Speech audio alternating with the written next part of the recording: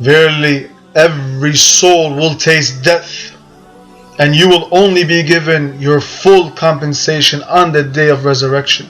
So he who is drawn away from the fire and admitted to paradise has attained his desire, has attained success. And what is this life of this world except enjoyment of delusion? نحن لن نستسلم، ننتصر أو نموت. أضحى الإسلام لنا دينا وجميع الكون لنا وطنا. الحمد لله رب العالمين. اللهم لك الحمد حتى ترضى، ولك الحمد إذا رضيت، ولك الحمد بعد الرضا. اللهم لك الحمد حمدا كثيرا طيبا مباركا فيه يلقى بجلال وجهك وعظيم سلطانك. اللهم لك الحمد حمدا يملأ الميزان، ولك الحمد عدد ما خط الأقلام وأحصى الكتاب ووسعت الرحمة. اللهم لك الحمد على ما أعطيت وما منعت وما قبضت وما بسطت. واللهم صل وسلم وبارك على سيد المرسلين صلى الله عليه وسلم. ثم أما بعد، أعوذ بالله من الشيطان الرجيم. كل نفس ذائقة الموت وإنما توفون أجوركم يوم القيامة فمن زحزح عن النار وأدخل الجنة فقد فاز وما الحياة الدنيا إلا متاع غرور. Verily, every soul will taste death, and you will only be given your full compensation on the day of resurrection. So he who is drawn away from the fire and admitted to paradise has attained his desire, has attained success. And what is this life of this world except enjoyment of delusion? What is death?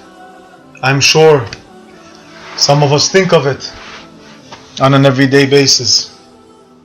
Is death a total annihilation? Or is it simply severing the soul from the body?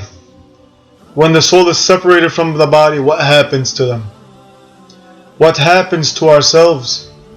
Does the conscience come to an end when the body dies? Does our awareness continue to function? Do the dead feel enjoyment and pain the way the living do? Can the awareness of a living man whose soul is locked inside the body compare with the awareness of a dead man whose soul has been released from his body? Of course not. The living are aware, as we all know, because we're a part of this world. And the dead are aware. But there is a difference. And there is no way to compare them. Death is not pure annihilation. It's merely a movement from one world to the next. When the dead man feels the bliss or punishment of the grave, it does not mean that he is alive in his grave, needing food, clothing, and so on like we need in this worldly life. Soul permeates all the parts of his body as it did when he was in this world. The soul returns to the body again in a way which is not the same as this worldly life, so that the dead man can be questioned and tested in the grave. We can get some idea of this, likening death to sleep. Sleep is known as the brother of death. It's the lesser death, even though there is, of course, a natural disparity between the two.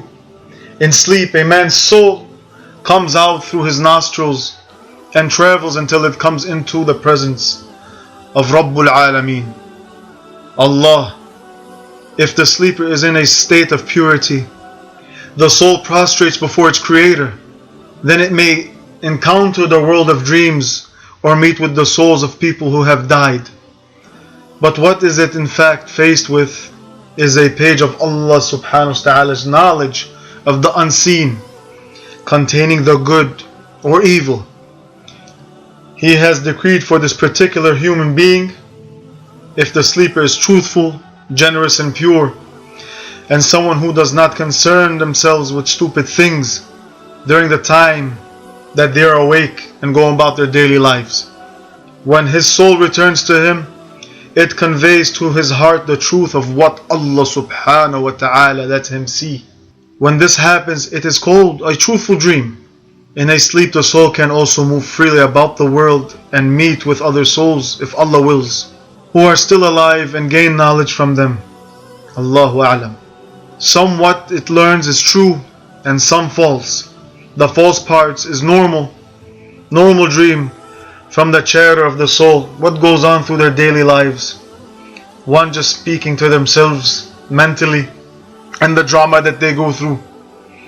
If the sleeper is a liar and likes what is false, the soul still rises to heaven during sleep, moves freely about the world, meets with other souls if Allah wills, and learns true information about the unseen if Allah wills. However, while the soul is returning to the body, it meets the devils in mid-air, and he mixes the truth with the false, like he does when a person is awake. Then when he wakes up, the person is confused about what Allah subhanahu wa ta'ala has left him with, and consequently does not understand it, only remembering what shaitan, the devil, showed him. Those are confused dreams. The proof for this, Allah subhanahu wa ta'ala says, أعوذ بالله من الشيطان الرجيم الله يتوفى الأنفس حين موتها والتي لم تموت في منامها فيمسك التي قضى عليها الموت ويرسل الأخرى إلى أجل مسمى إن في ذلك لآيات لقوم يتفكرون. Allah subhanahu wa ta'ala takes the souls at the time of their death, and those that do not die He takes during their sleep. Then He keeps those for which He has decreed death and releases the others for a specific time. Indeed, in that are signs for people who have thought. In the sleeping state, the soul does not completely leave the body as it does in the case of death, but remains inside the body, not leaving it to move freely through the heavens. An example is the way the sun rays leave the sun, but it's still somehow attached. Again, the ray of the soul reaches out to the heavens and then turns again to the body when the sleeper wakes up. We have not much knowledge of the soul, as it's mentioned in the Quran. The circuit belongs to Allah subhanahu wa ta'ala alone. In the case of death, the body remains in the ground while the soul is in the interspace between the two worlds. And interspace is something which separates two things, heaven and earth, or this world and the next world. In other words, it is the period between death and resurrection. It's called the barzakh. We'll get into that in future lectures, inshallah. In other words, it is the period between death and resurrection, as we mentioned. The bliss or punishment of the interspace is not the same as the bliss and the punishment of the next world. It is something that happens between this world and the next world. Despite the fact that the soul is in the interspace between the two worlds and the body is inside the earth, the two are still connected. Consequently, the bliss or punishment happens to both. We have likened this condition to the sleeping state. But naturally, there is a distinction. In sleep, the soul subsists fundamentally in the body. It emerges as something like a ray to the heavens, so that the sleeper has a dream in which he feels either happy or miserable, whatever Allah subhanahu wa ta'ala wills. The soul experiences either bliss or punishment in the sleep. In death, the soul fundamentally in the interspace, not in the body. When Allah subhanahu wa ta'ala desires bliss or punishment for the soul, He connects it to the body. It is in the heaven. In death, the soul has no choice but to submit to the will of Allah subhanahu wa ta'ala, and it's either bliss or punishment for the soul. I would like to tell you about a hadith that Rasulullah sallallahu alaihi wasallam spoke about.